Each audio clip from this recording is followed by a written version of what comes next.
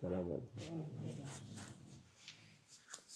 أعوذ بالله من الشيطان الرجيم. بسم الله الرحمن الرحيم والصلاة والسلام على رسولنا محمد سيد الأولين مدد يا رسول مدد يا سادات أصحاب مدد يا مشايخنا دستورنا إن شاء الله فاز داس إن شاء الله مدد طريقتنا الصحبة والخير في الجميع. بسم الله الرحمن الرحيم. বিসমিল্লাহির রহমানির রহিম ওয়াকুল ইমালু ফাসায়ারাল্লাহু আ'মালাকুম সাদাকাল্লাহুল আযীম। আল্লাহ আযজা ওয়া জাল্লা বলেন, অলস হইও না, আমল করো, কারণ আল্লাহ আযজা ওয়া জাল্লা তোমাদের কাজ এবং আমল দেখবেন। অলসতা এটি একটি অনাকাঙ্ক্ষিত গুণ। নবীগণ এবং মাশায়েখগণ, সাহাবীগণ তারা সর্বদাই মানুষের খেদমতে নিয়োজিত ছিলেন।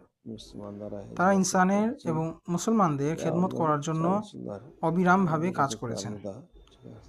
সুতরাং জীবিকা নির্বাহের জন্য এবং ইসলামের সেবা উভয় করার জন্য তারা প্রতিনিয়ত কাজ করেছেন এবং তাদের মধ্যে অলসতার কোনো স্থান ছিল না। অলসতা এটি তাদের স্বভাবে ছিল না। নবীগণ, সাহাবী কিরামগণ এবং আউলিয়া আল্লাহদের কাজ হলো অবিরাম খেদমতে থাকা।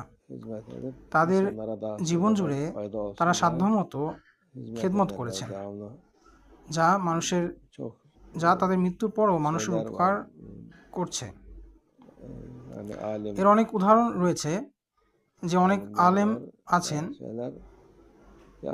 বিশেষ করে মানুষ পূর্বে 40 কি 50 বছর বাঁচত, কিন্তু তারা তাদের জীবনের সেই 40-50 বছরে যা খেদমত করত, বর্তমানে একজন সাধারণ মানুষ তা হয়তো 200 বছরেও সম্পন্ন করতে পারবে না।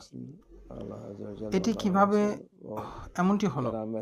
আল্লাহ আযজা ওয়া জাল্লা তাদের উপর কর্ম দান করেছিলেন এবং নিশ্চিত করেছেন যে তাদের মাধ্যমেই মানুষের খেদমত করা হবে। সুতরাং সেই সকল মানুষদের মধ্যে অলসতার গুণাবলী ছিল না। একজন অলস ব্যক্তি নিজের এবং অন্যের কারোরই উপকারে আসে না।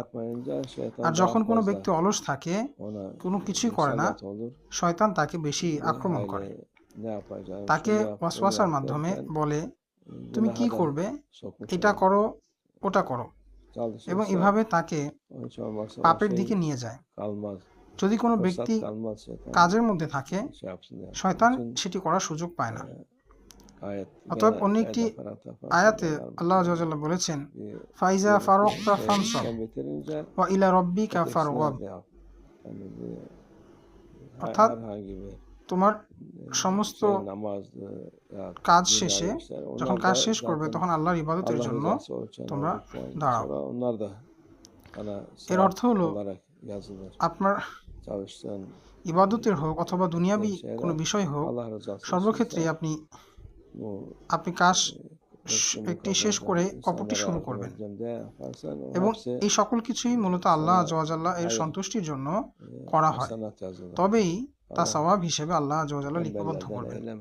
আপনি যে বিষয়গুলোর জন্য সর্বদা চেষ্টা করেন, তা যদি আল্লাহ আযজা ওয়া জাল্লা এর সন্তুষ্টির জন্য হয় এবং এটার মধ্যে এই নিয়ত থাকে যে আমি আমার জীবিকা অর্জন করব এবং আমি মানুষের খেদমত করব, তবে এই সব কিছুই আপনার জন্য নেক আমল এবং সওয়াব হিসেবে লিখিত হবে।